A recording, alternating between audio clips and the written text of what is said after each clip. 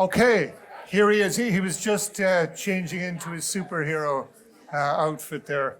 Okay, so next up we have a man who insists that he needs no introduction, but just in case he does, we now have Dr. Tom Farrelly. So Tom is an MTU colleague, but he's also known much further afield as the inventor of the Gasta, which, in case you don't know, is a quick fire conference format that he has been introducing to the world. I think it's on most continents now, and terrifying people with for many years now. So to take us through the next session, please welcome the master of the Gasta, Dr. Tom Farrelly. Thank you very much.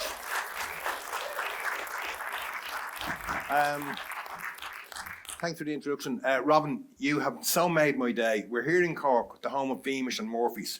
But as a dub, you put up a picture for Guinness. So, and Eamon Costello and LinkedIn called that one out. So fair play to you. I am going to get so much mileage out of that for years and years to come. It doesn't care. It doesn't matter. They don't know that. All I have, and it's all over the Twitterverse or the LinkedInverse or whatever it's called now. I really am genuinely delighted to be here. One, I suppose I get to do Gastas a lot, but very rarely here at my own university, so I'm really pleased. Particularly with a HEA event like this, and it's about open. Anybody who knows me, I've long been an advocate of open and in its various forms.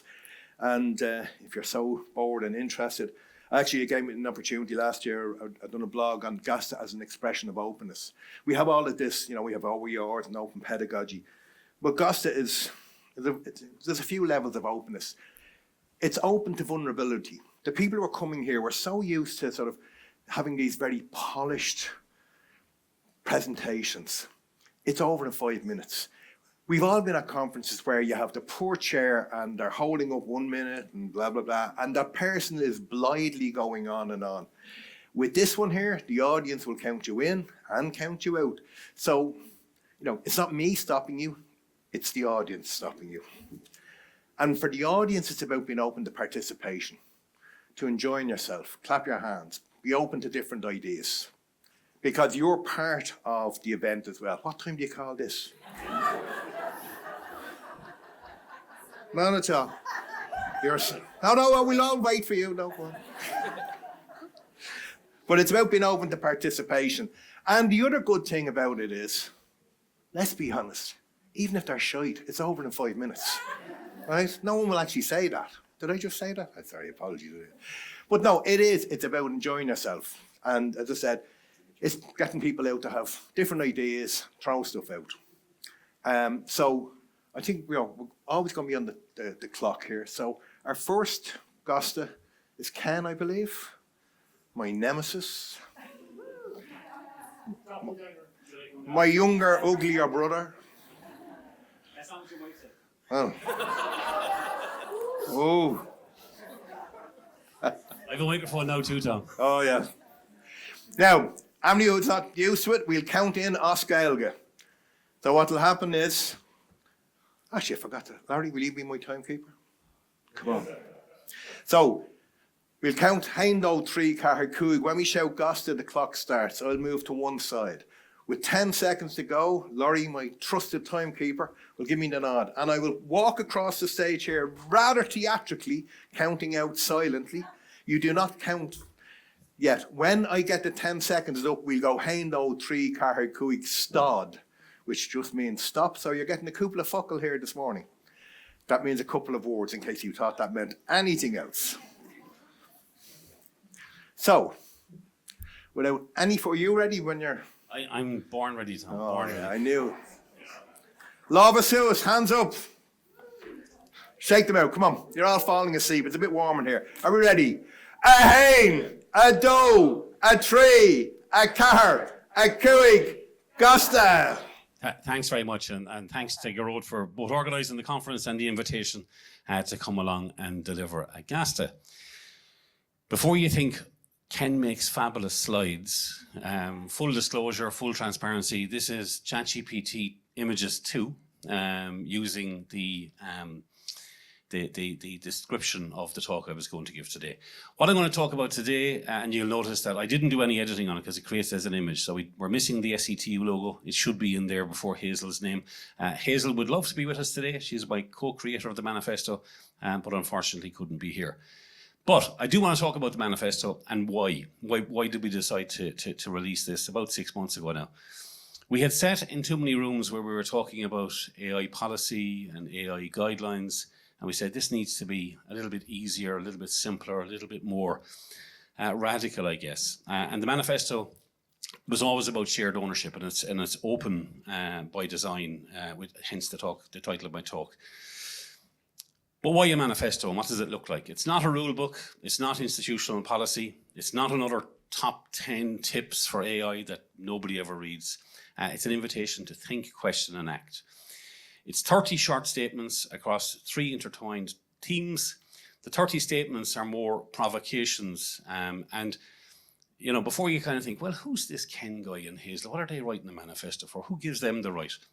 It's open. If you want to change it, if you want to adapt it, knock yourselves out. We're not that precious. You mightn't agree with everything, but you might agree with some of it. So use it, adapt it, challenge it, or as we like to say, cite it with care and change it with courage. Oh, my slides have gone off. So, with that, it was very much open by design, and it's not, you know, in our eyes, open education, access to content is important, but it's also about participation, transparency, and shared knowledge. It's not just a download, it's a design principle. So it's designing in that openness from the start.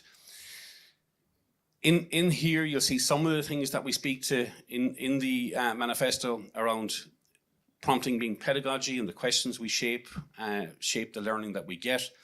One of the things we found in the manifesto, or one of the statements that people kept coming back to, was around assessment and policing AI use, policing, like, do people use it? How can we detect it?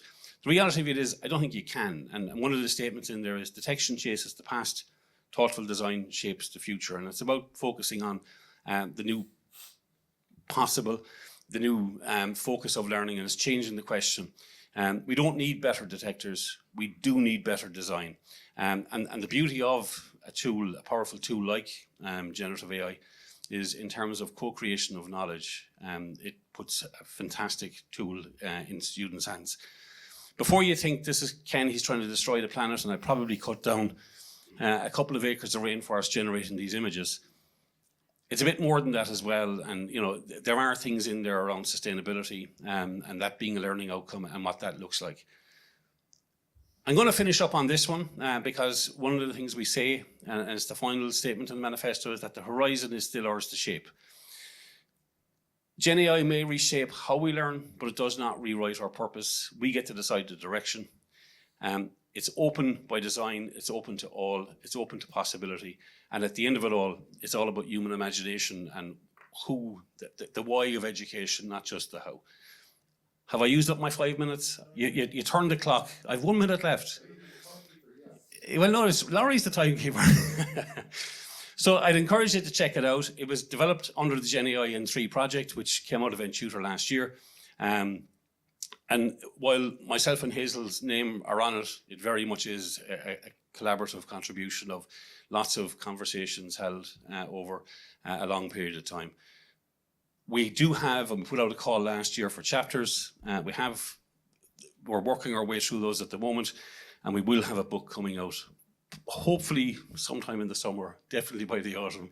The timeline is slipping all of the time, and that does promise to be a really exciting open resource as well, which will broaden out the manifesto from 30 statements to about 30,000 words. And I'd love to chat with any of you throughout the day about it. Am I giving you a chance to catch me out this time, Tom? I'll just keep talking because he really just wants to stop me. This is my third time, so. Yeah. A hail, a doe, a tree, a car, a cooig, stod. What a good sport. But actually, Ken makes a good point, and it's something I always want to share at every Gasta session. As I said, anybody can take something and make it go on for 10, 15, 20, 25 minutes. It's a real skill to distill stuff down. But it's about getting messages out there, sharing practice, sharing ideas. And I would always encourage someone, if they've done a Gasta and you're in the audience, come up, tap them on the shoulder, say something to them afterwards. Angélica, you up next? This is your first ever one. No? Oh, second one, sorry. It's been so long. And can I just say as well now that anybody can be a presenter, but it's a little bit of pressure being a Gastateer. Ken, did you rob that? All right. Okay. You were tempted, yeah. You couldn't get a buyer. But no, as I said, come up. As I said, it's about sharing ideas. It's about being part of a community here. So, are you ready? All right. We'll start with the left this time. I don't know. Then we get the hands up, but then we're going to start to the left on the hain. Are we ready? A hain, a doe, a tree, a car, a cuig, Gasta. Thanks, Tom. I can't believe I say yes to this. And it's a bad sign when everyone says good luck to you. You're like, oh my goodness. Anyway, so I'll bring my Spanish bullfighting genes to operation. And thanks for the invitation. So it kind of feels like preaching to the converted here with some sense of imposter syndrome at the moment. But I ask you to, I suppose, be mindful of me speaking from with my academic hat and from that lenses. And what my experience has been, just talking you through some particular experiences here. So, like, for a long time, I've been teaching on our program of academic practice at UL and taught academics about licensing and attribution, Creative Commons, and this and that. And to be honest, they were just very polite, but eyes glazed and boxes were ticked and everyone moved on. And then GenAI came along and I had some sort of a professional crisis of faith because I thought, well, if we all can just generate content without attribution or acknowledgement of this being lifted from millions, so what is the point of it all? And I said to myself in my Spanish accent, what is the point?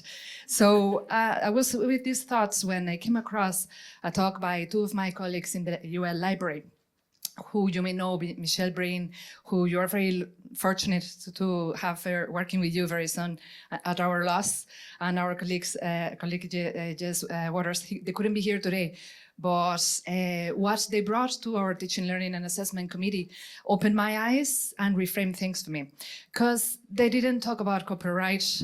It was a warning about institutional survival, things that you are very well aware of. Wiley pulling 1,300 books the week before teaching started, licensing costs going 100%, or UK universities not being able to afford large licensing agreements. So I thought I may as well bring this to our academics in our cohort. And they suddenly seem to be waking up to the notice that the textbook they had chosen is on the region of €5,000 or things like that. But it was quite interesting because then the room went on fire, like this one a little bit, when it was actually our academics in the cohort who notified the librarians that someone on the ivory tower had decided that from this point forward, every accredited module had to have the latest edition of the textbook included for accreditation.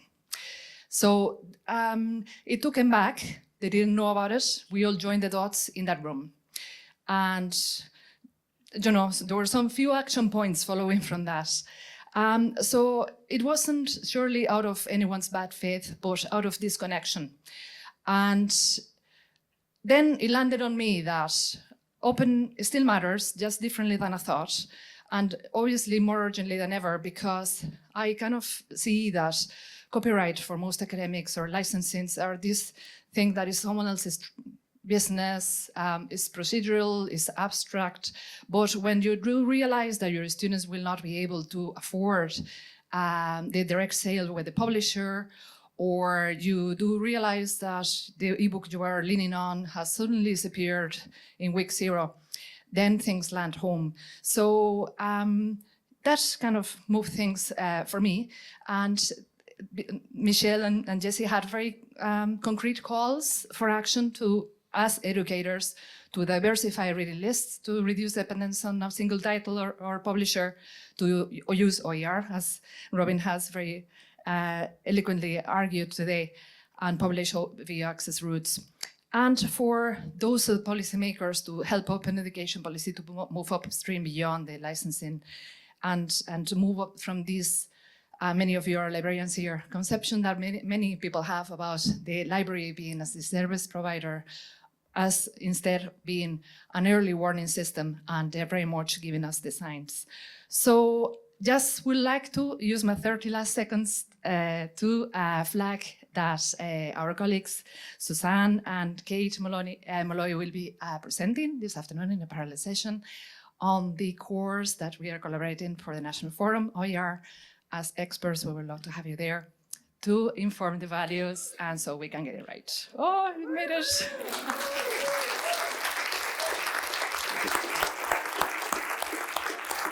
Don't clap her. She denied you the opportunity to say stud. Well done. No, well done.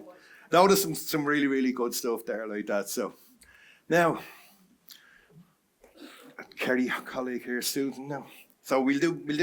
One of my favourite one now is the Icelandic clap. Do you remember the soccer a few years ago? The hands were up, slow clap. So it'll be a Hein. Are we ready? This might. Oh no, you can't. You think I'd be nice for her, wouldn't you? No. Excellent. Okay. Are we ready? Lava suit. Hein. Did you not see the OBR? Are we ready? Hein. Do. Tree. Car. Cooig. Gasta. Okay. I don't know why this is so stressful, but my God. So my name is Susan Horgan. I'm a learning technologist in EDSU, which is the Education Development Services Unit on the Kerry campus of NTU. And today I want to present some of my recent work in digital inclusion in online learning and explain why I believe we need to move beyond technical compliance and standalone frameworks to a more holistic approach that is grounded in cognitive inclusion. In a bid to get me to stop talking after 5 minutes, I divided this into two sections, the situation and the solution. And to look at the current situation, I needed to ask 3 questions. So the first question is, who is designing the content? And of course, we have the learning technologist. It is part of our role to understand how to create inclusive content. But we also have the lecturers and the support staff. It's not always straightforward for them. Usually it's not the main part of their expertise, so they can find it quite confusing, they can find it complex, and they've said that it is often written by specialists, so it's not an area they're overly familiar with. So there's a gap here and a need for some clear instructions for lecturers and support staff. The second question is, who are the students? So to examine this, I looked at the HEA participation rates. The most recently available were 2021 to 2024. I chose to do it over 3 years just to kind of get a fuller picture of that. And during those 3 years, the total students registered in higher education rose by just over 7%. But what's very interesting is that the students registered with disability support services grew by over 24%. So that's not a marginal increase. It fundamentally changes who our learning environments need to be designed for. And I suppose one of the main things here is that traditionally, when we think about designing inclusive content for accessibility, we often think of visual impairments, auditory impairments, physical disabilities. But if we take a closer look at those figures for 2024, we can see that 66% of those students were those with specific learning disorders, ADHD and ASD. So that is a real shift, and it magnifies our need to look at cognitive inclusion. The third question, sorry, just check my time, is what guidelines do we follow? So most of us are familiar with the Web Content Accessibility Guidelines and Universal Design for Learning. They do work very well together. However, there can be quite a few misconceptions, and I've often heard them used interchangeably. And given who our current student cohort is, I think we do need to move beyond this. So what is the solution? So I look at the solution sort of like a recipe. And our two main ingredients are still there. It is UDL and accessibility. They play a vital role in ensuring access and pedagogical flexibility, but we also need to include user interface design and user experience for general usability and user satisfaction. We need to look at the cognitive load theory for learning efficiency and engagement. And we also need to be looking at the wealth of research that is available out there. We can learn an awful lot from that lived experience, and that is what has led me to come up with, or it's in progress at the moment, the Cognitive Technical Accessibility Framework, or CTA for short. It takes cognitive experience with user interface design, user experience, and the cognitive load theory, bridges that with technical access and the web content accessibility guidelines, and intertwines it with universal design for learning and research to come up with one unified approach. And it is built on 4 main pillars: cognitive load awareness, consistency and predictability, sensory modulation, and flexible engagement. And those 4 pillars combined create one unified approach that can be understood and utilized by anybody responsible for creating online content for learning. Thank you.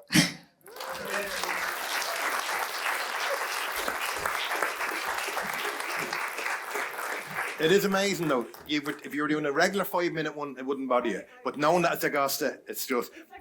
It's like a workout. It's an academic work. But no, I think, as I said, that's the sort of perfect thing we're talking about. These are about giving quick shout-outs.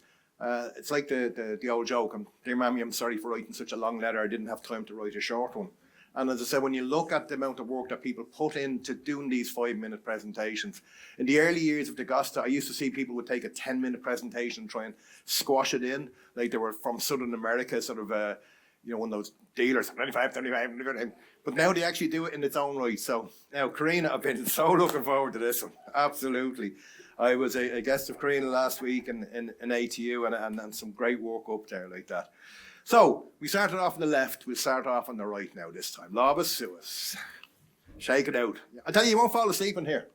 You better be good. Are we ready? A hain, a doe, a tree, a car, a cuig, Gasta. Thanks very much. Thanks very much, Tom, and thanks for being in Galway last week. It was great to have you.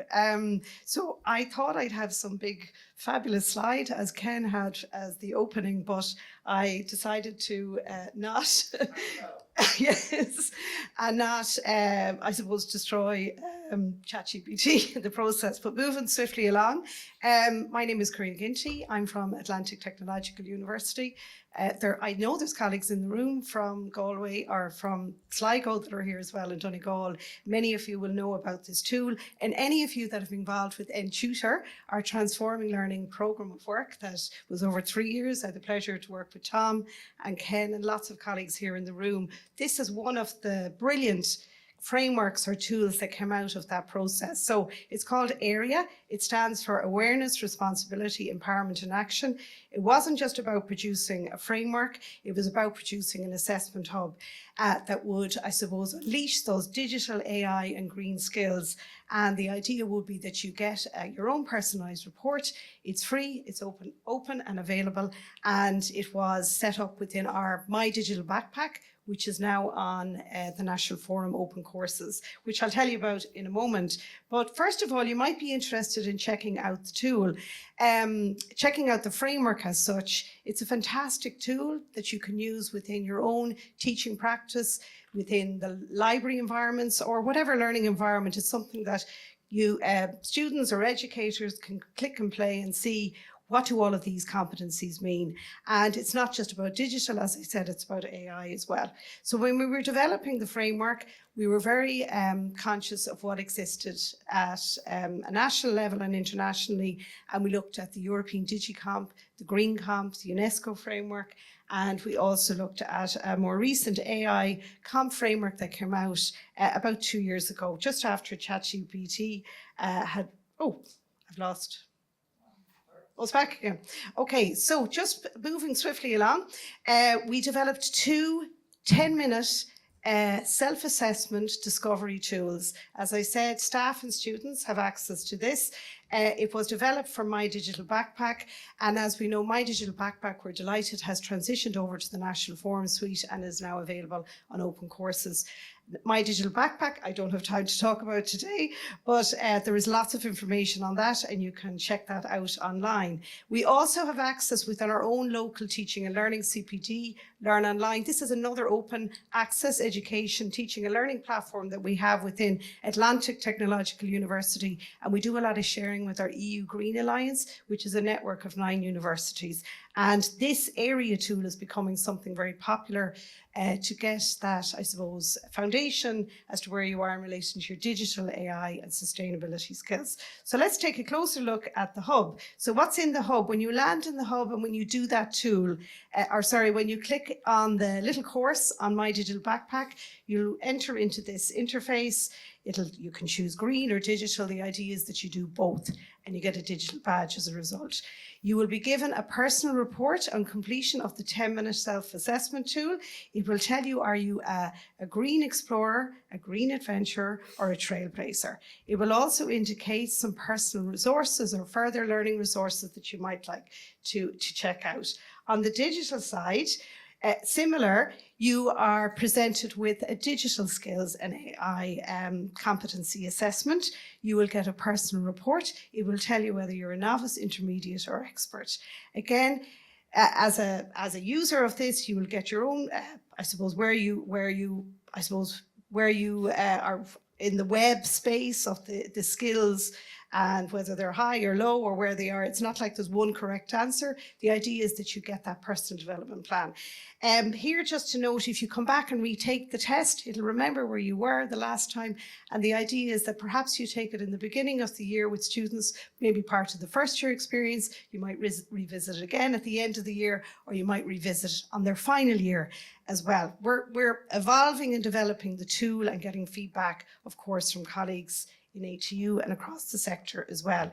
So finally, just to note a couple of things, lots of people ask, how will I use AREA? And certainly in our own teaching and learning forums in HEU and with colleagues in the sector, we promote it as in-class discussion linked to an assignment. It provokes debate. The idea is that there's an incentive, you get a digital badge. And I suppose one of the key things that we're finding with faculties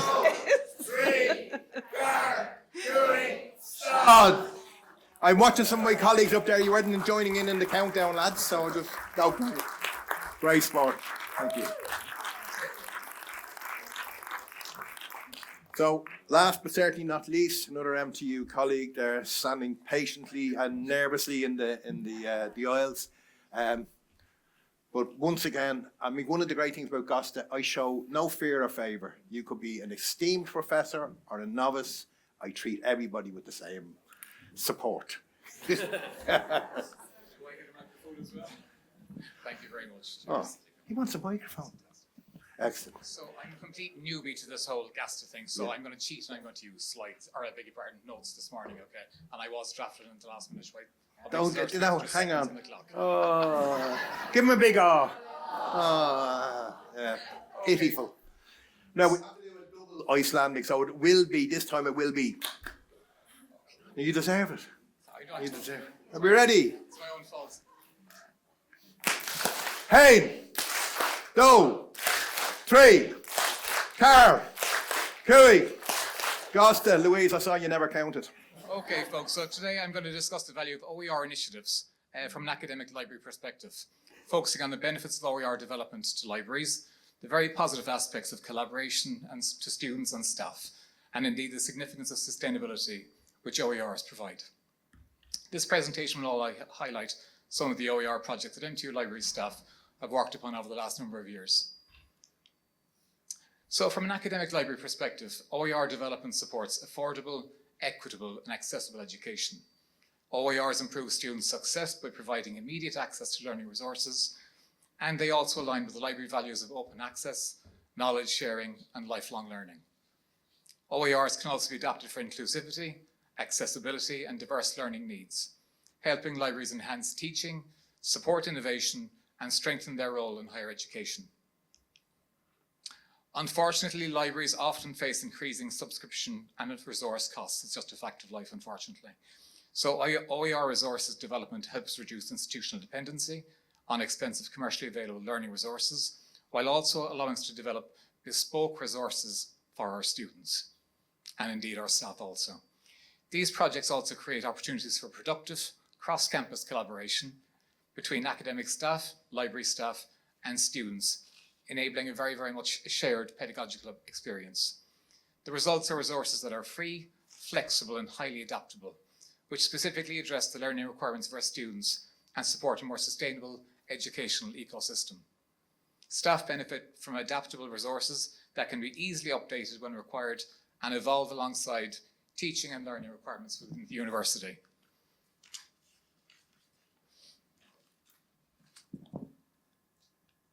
The value of open educational resources became especially evident during the COVID-19 pandemic, when OERs and other online resources transformed how students, staff, and HEIs access learning materials during a global crisis.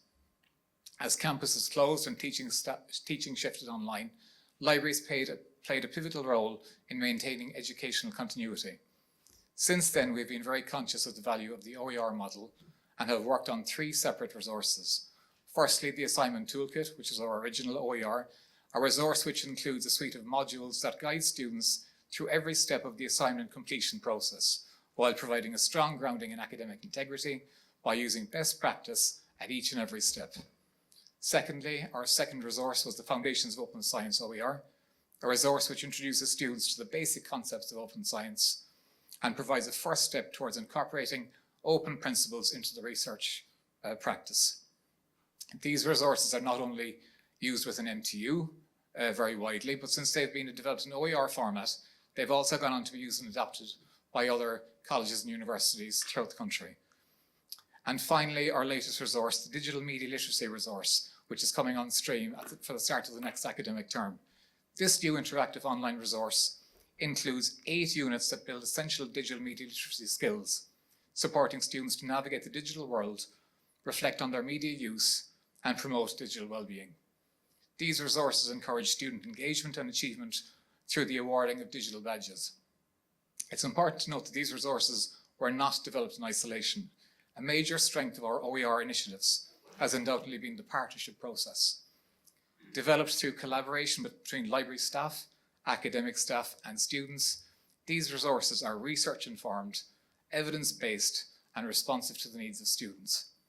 The development of these resources would not have been possible without support and funding from the HEA National Forum, and of course our collaborative partners in the MTU Department of Technology Enhanced Learning.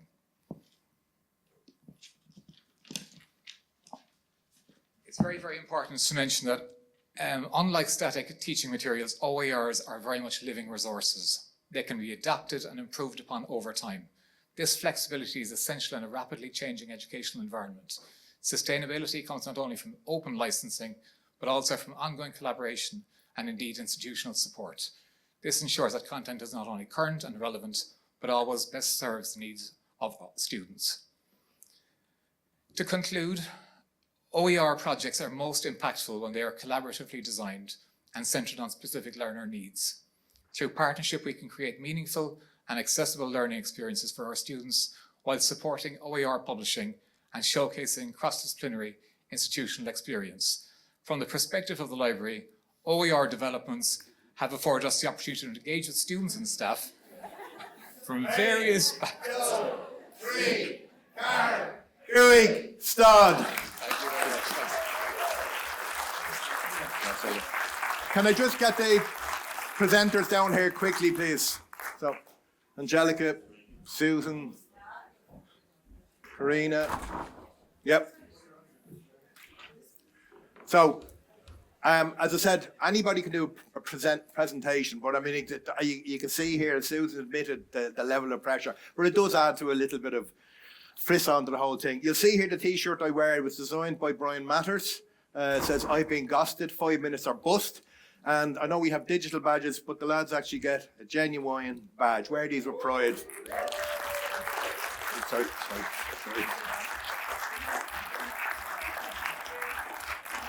Ladies and gentlemen, our Gasta tears.